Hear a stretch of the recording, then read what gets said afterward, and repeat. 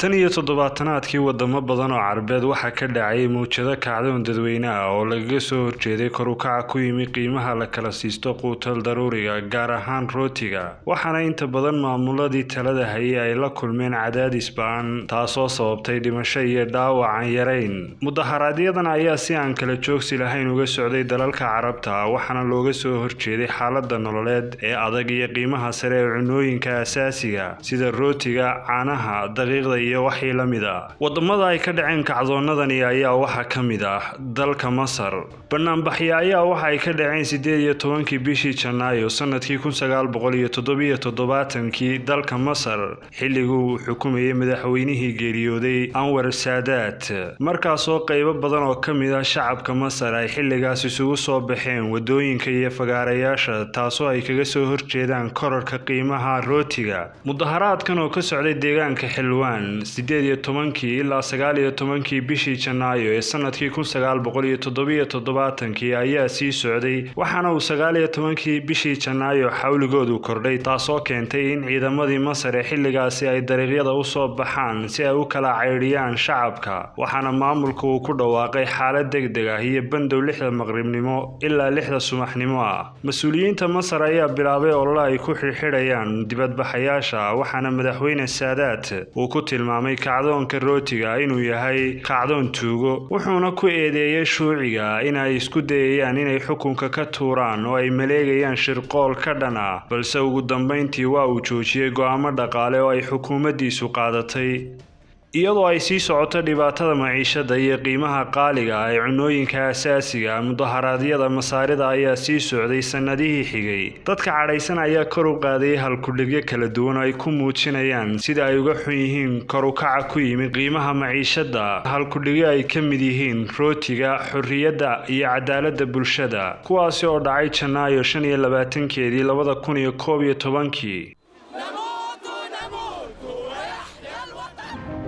dalka Tunisia kadib go'aankii dawladda dabayaaqadii bishii December ee sanadkii 1983 ee ahaa in la laba jibaaro qiimaha rootiga dadka reer Tunisia ayaa kacay waxaana ay mudaharaadyadu ku fideen magaalooyinka koonfurta Tunisia sida Kabele, Tous, Suuq al-Ahad, Qabis iyo meelo la mid ah waxaana ay dhamaadeen 3 January 1984 iyadoo ay soo gaadheen ilaa caasimadda Tunisia maamulka Bourguiba waxa xakameeyay kacdoonkii rootiga iska horimaad dhex maray ciidamadiisa iyo dibadbaxayaasha waxa ku dhintay 84 qof in ka badan 900 oo qofna waa ay ku dhaawacmeen sida ay sheegeen ilo wadareedyo rasmi ah maamulka Tunisia ayaa ku dhawaaqay xaalad degdeg ah waxayna bilaabeen olole lagu xirxirayo dadka mudaharaadayaasha laakiin madaxweyne Habib Bourguiba ayaa 6 Janaayo 1984 ku dhawaaqay inuu ka noqday go'aankiisa oo uu ku soo celiyay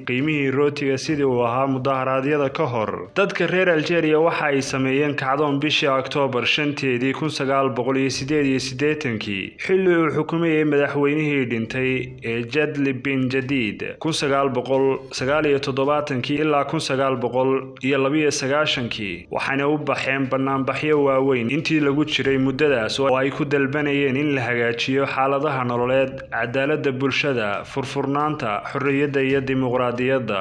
banaanbaxyada ayaa waxa ay ka socdeen inta badan gobolada Algeria gaar ahaan caasimadda sida laga soo xigtay wargeyska Al-Shuruq mudaharaadyadu waxa ay ku fideen ku dhawaad 70% dhulka Algeria October 7 1988 madaxweyne Jadli wuxuu ku dhawaaqay in lagu soo rogay bandow habeenkii caasimadda iyo nawaaxigeeda isagoo ka soo muuqday 10 bishii October shaashada rasmiga ah ee telefishinka isagoo ugu baaqay muwaadiniinta inay taxadaraan wuxuuna u ballan qaaday inay isbedel ku sameynayaan dhammaan dhinacyada siyaasadda iyo dhaqaalaha dhacdooyinkaasi waxay sababeen in la dilo 120 qof marka loo eego tirakoob rasmi ah waqtigaas maamulka Algeria ayaa ku tilmaamay dhacdooyinkaas rabshad caruureed iyo shirqool shisheeye se waxa la qiray xilligii madaxweyne Cabdilcasiis Bouteflika in waxa dhacay uu ahaa kacaan shacab